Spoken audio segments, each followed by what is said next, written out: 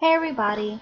So for this podcast, I'll be talking about the Family Stabilization Act, otherwise known as House Bill 334.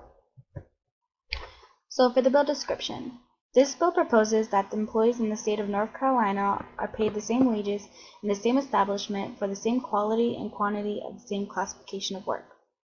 So this act essentially ensures that employers can't pay any person any wages less than the rates paid to another employee based off of gender, and it will help close the wage gap between employed men and women.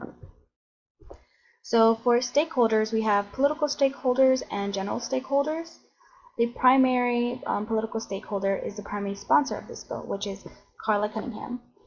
For a number of years now, she has proposed numerous bills that fight for equal pay for women, but none of them have ever been successful. And so she reestablished this new bill called Family Stabilization Act.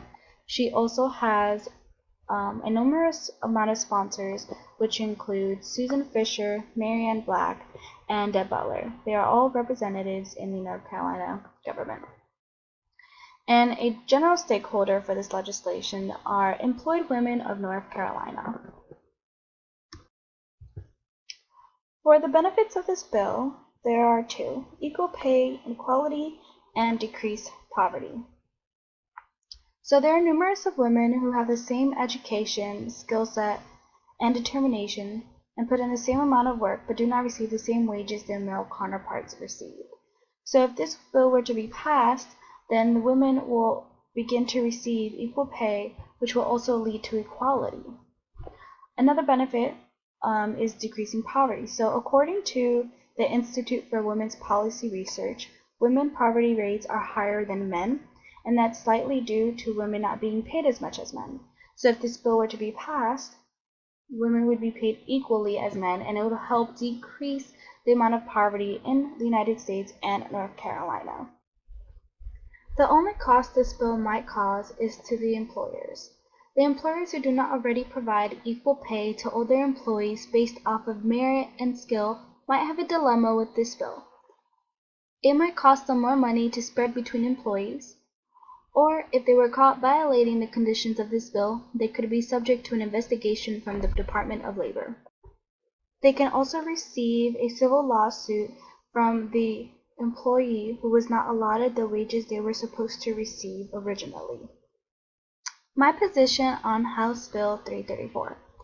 As a social worker who operates within the NASW Code of Ethics, I would support the Family Stabilization Act.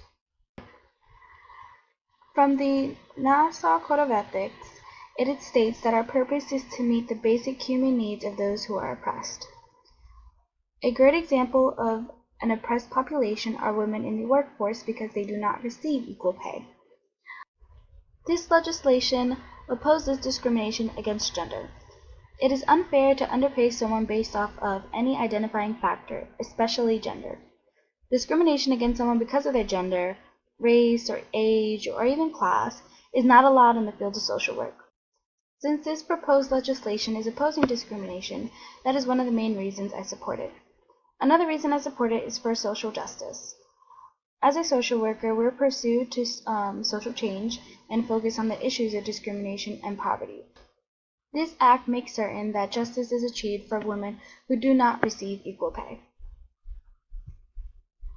So, in conclusion, for the House Bill 334, or Family Stabilization Act, the general theme is that it is fighting for equal pay between men and women.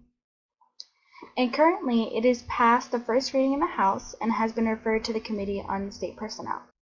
This is the end of my podcast about House Bill 334, or otherwise known as the Family Stabilization Act. I hope you enjoy and have a great day.